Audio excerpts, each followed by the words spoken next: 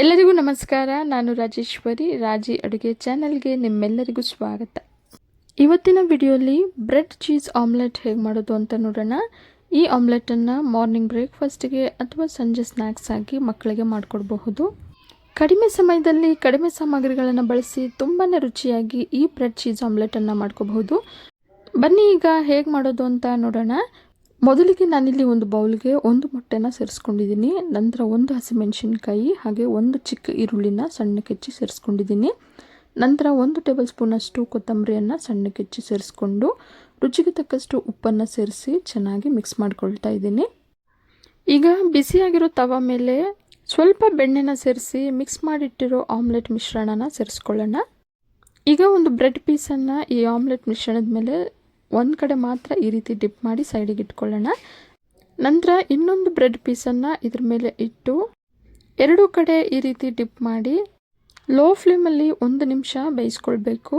1 ನಿಮಿಷದ ನಂತರ ಸ್ವಲ್ಪ ಈ ರೀತಿ ಪ್ರೆಸ್ ಮಾಡ್ತಾ ಆಮ್ಲೆಟನ್ನು ಬ್ರೆಡ್ ಸಮೇತ ಈ ರೀತಿ ತಿರುವಾಕೊಳ್ಳೋಣ. ಈಗ ಲೋ ಫ್ಲೇಮಲ್ಲೇ ಬ್ರೆಡ್ಡನ್ನು ಈ ರೀತಿ ಸ್ವಲ್ಪ ಪ್ರೆಸ್ ಮಾಡ್ತಾ ಬೇಯಿಸ್ಕೊಳ್ಳೋಣ. 1 ನಿಮಿಷ ಬ್ರೆಡ್ಡನ್ನು ಬೇಯಿಸ್ಕೊಂಡಿದ ನಂತರ ಈಗ ಇದ್ರ ಮೇಲೆ ಸ್ವಲ್ಪ ಚಾಟ್ ಮಸಾಲಾನ ಸೇರಿಸ್ಕೊಳ್ತಾ ಇದ್ದೀನಿ. ಚಾಟ್ ಮಸಾಲ ಸೇರಿಸಿದ ನಂತರ ಇದ್ರ ಮೇಲೆ ಈಗ ಚೀಸನ್ನು ಸೇರಿಸ್ಕೊಳ್ತಾ ಇದ್ದೀನಿ.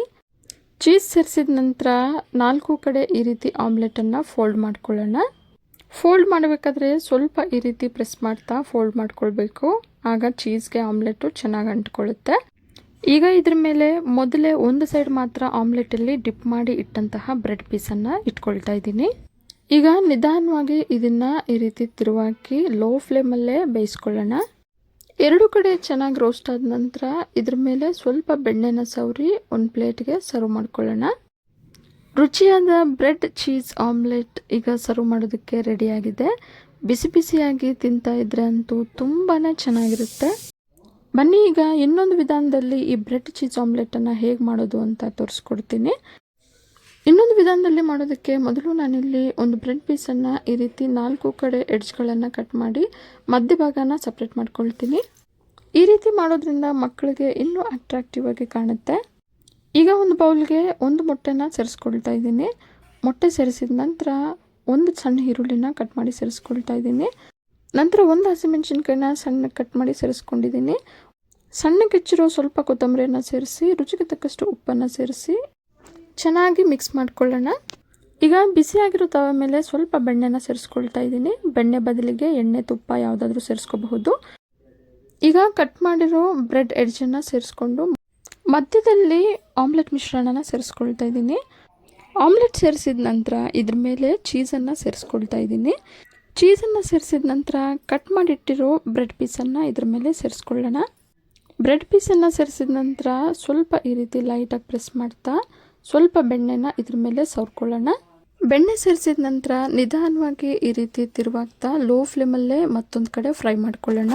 ಬ್ರೆಡ್ ಚೀಸ್ ಆಮ್ಲೆಟನ್ನು ಮಾಡಬೇಕಾದ್ರೆ ಲೋ ಫ್ಲೇಮಲ್ಲೇ ಇಟ್ಟು ನಿಧಾನವಾಗಿ ಎರಡೂ ಕಡೆ ಬೇಯಿಸ್ಕೋಬೇಕು. ಎರಡೂ ಕಡೆ ಚೆನ್ನಾಗಿ ರೋಸ್ಟ್ ಆದ ನಂತರ ಒಂದು ಪ್ಲೇಟಿಗೆ ಸರ್ವ್ ಮಾಡ್ಕೊಳ್ಳೋಣ. ಈ ರೀತಿಯಾದ ಬ್ರೆಡ್ ಚೀಸ್ ಆಮ್ಲೆಟನ್ನು ಮಾಡೋದೇ ತಡ, ನಿಮಿಷದಲ್ಲಿ ಮಕ್ಕಳಂತೂ ತಿಂದು ಖಾಲಿ ಮಾಡ್ತಾರೆ. ಬಿಸಿ ಬಿಸಿಯಾದ ಈ ರುಚಿಯಾದ ಬ್ರೆಡ್ ಚೀಸಿ ಆಮ್ಲೆಟನ್ನು ಬೆಳಗ್ಗೆ ಬ್ರೇಕ್ಫಾಸ್ಟಿಗಾದರೂ ಮಾಡ್ಕೋಬಹುದು ಅಥವಾ ಸಂಜೆ ಸ್ನ್ಯಾಕ್ಸ್ ಆಗಿ ಕೂಡ ಮಾಡ್ಕೋಬಹುದು. ಇವತ್ತಿನ ಬಿಸಿ ಬಿಸಿಯಾದ ಬ್ರೆಡ್ ಚೀಸಿ ಆಮ್ಲೆಟ್ ನಿಮಗೆಲ್ಲ ಇಷ್ಟ ಆಗಿದೆ ಅಂದ್ಕೊಂಡಿದ್ದೀನಿ. ಇಷ್ಟ ಆಗಿದ್ರೆ ಈಗಲೇ ಒಂದು ಲೈಕ್ ಮಾಡಿ, ಹಾಗೆ ನಿಮ್ಮ ಫ್ಯಾಮಿಲಿ ಆ್ಯಂಡ್ ಫ್ರೆಂಡ್ಸ್ ಜೊತೆ ಶೇರ್ ಮಾಡಿ.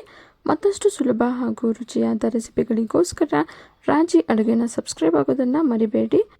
ಮತ್ತೊಂದು ರುಚಿಯಾದ ರೆಸಿಪಿಯೊಂದಿಗೆ ಮುಂದಿನ ವಿಡಿಯೋದಲ್ಲಿ ಸಿಗೋಣ. ಧನ್ಯವಾದಗಳು.